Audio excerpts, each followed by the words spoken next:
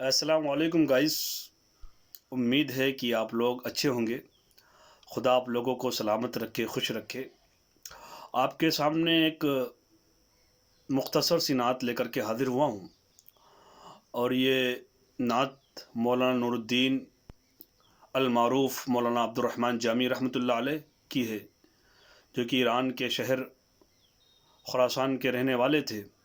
और इनकी पैदाइश 1414 और वफ़ात 1492 है, यानी ये 15वीं सदी ईस्वी के थे। और उन्होंने बचपन ही में अपने वालिद मोहतरम के साथ हिरात और समरकंद व बुखारा का सफ़र किया, और वहाँ उन्होंने वक्त के असातिन इल्म से, बड़े बड़े अकाबिरीन उम्मत से और बड़े बड़े जिबाल इल्म से इन्होंने इल्म हासिल किया। चंद ही दिनों में इन्होंने तसव्वुफ़ में भी वो कमाल हासिल किया, और आगे चल कर के मसनद इरशाद पर भी फ़ाइज़ हुए, और अल्लाह ताला ने इनको ज़बरदस्त इल्म से नवाजा था, और फ़न शायरी में भी वो अपने ज़माने में यकता और बाकमाल थे। इनकी ये शायरी और ये कलाम और नातिया अशार आप देखेंगे, बचपन में आपने सुना होगा। और उम्मे हबीबा की आवाज़ में वो नात फ़ारसी की मैं आपके सामने रख रहा हूँ, और उसका जो उर्दू का कुछ टूटा फूटा तर्जुमा हो सकेगा हमसे, मैं आपके सामने रखूँगा। शेर देखिएगा कि मौलाना जामी फरमाते हैं, गुल अज़ रुख़त आमोख्ता नाजुक बदनीरा, बुलबुल ज़तु आमोख्ता शीरी सुखानीरा। वो कहते हैं, गुलाब और फूल ने आपके चेहरे अनवर से, आपके खूबसूरत चेहरे से उन्होंने नज़ाकत का दर्स लिया है। आमोख्ता नाजुक बदनीरा, नज़ाकत का और इश्वागरी का दर्स लिया है, यानी फूलों के अंदर, पंखड़ियों के अंदर जो नज़ाकत पाई जाती है, ये दरअसल महबूब किबरिया सल्लल्लाहु अलैहि वसल्लम के चेहरे अनवर की देन है। और फरमाते हैं कि बुलबुल ज़तु आमोख्ता शीरी सुखानीरा, बुलबुल के अंदर, उसकी आवाज़ के अंदर, उसकी चहचहाहट के अंदर जो मिठास पाई जाती है, जो कानों में रस घोल देती है, जब उसकी आवाज़ कानों में पड़ती है, तो बुलबुल की आवाज़ जो है, वो आवाज़ की जो मिठास है, वो नबी करीम सल्लल्लाहु अलैहि वसल्लम से ली हुई है, मुस्तआर है। अगला शेर देखिए कि हर कस की लबे लाल तरा, दीदा बदिल गुफ्त हक्का की चे खुश खंदा, अकीके यमनीरा, अकीके यमनीरा।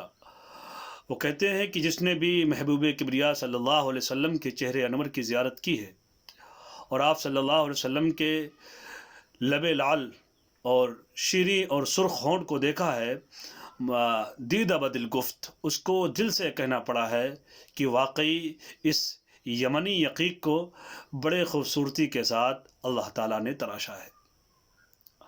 अकीक यमन किसको कहते हैं? अकीक एक कीमती पत्थर होता है जो ज़ेवरात में और अंगूठियों को में नगीने के तौर पर इस्तेमाल किया जाता है। बड़ा खूबसूरत और बड़ी कॉस्टली होती है, बड़ा महंगा होता है। उससे मिसाल दिया जा रहा है। और बरा इब्ने आज़िब मशहूर सहाबी, वो रिवायत करते हैं कि 14वीं रात थी, और मैं कभी चाँद की तरफ नज़र करता, और कभी अपने महबूब सल्लल्लाहु अलैहि वसल्लम के चेहरे को देखता, और बार बार जब देखने के बाद मैंने एक मुआज़ना किया, तो कसम खा कर के कहते हैं कि जितनी खूबसूरती और ताबानी हमारे महबूब सल्लल्लाहु अलैहि वसल्लम के चेहरे में है, उतनी वो खूबसूरती चाँद वो महरूम है। फ़रोग़ मेहर भी देखा नमूद गुलशन भी, तुम्हारे सामने किसका चिराग जलता है। और अम्मी जान हज़रत आयशा रज़ी अल्लाह ताला अन्हा फरमाती हैं कि अंधेरी रात में जब कभी मुझे सुई के बारीक तरीन सुराख में धागा डालने की नौबत पेश आती, तो मैं धागा और सुई आप सल्लल्लाहु अलैहि वसल्लम के चेहरे अनवर के सामने लेकर के जाती, और आपको आपके चेहरे के सामने अपना धागा डाल लेती। और कभी जब कोई अंधेरी रात में वो चीज़ मुझे नहीं मिलती सामान ढूंढने पर, और चिराग वगैरह भी नहीं होता, तो आप सल्लल्लाहु अलैहि वसल्लम के दस्ते मुबारक को पकड़ती और आपको घर में फिराती, और मैं अपना सामान ढूंढ लेती थी। फरमाती हैं, दुनिया का तो एक सूरज है जो दिन में उजाला करता है, रोशन करता है दुनिया को। वो फरमाती हैं, इन्नली शमसुन वलिल्ला आफाक़ि शमसुन व शमशी तत्लु बादल इशा। वो कहती हैं, दुनिया का और आसमान का और इस कायनात का और इस ज़मीन का एक सूरज है जो दिन में उजाला करता है, और मेरा भी एक सूरज है, लेकिन मेरा जो सूरज है वो रात में इशा के बाद जलवागर होता है। اور ان کا یہ مشہور شعر ہے کہ فلو سمعوا بمصر اوصاف خده لما بدلوا في صوم یوسف من نقدی لواہی زلیخا لو رأینا جبینہ لآثرنا بقطع القلوب على الایدی.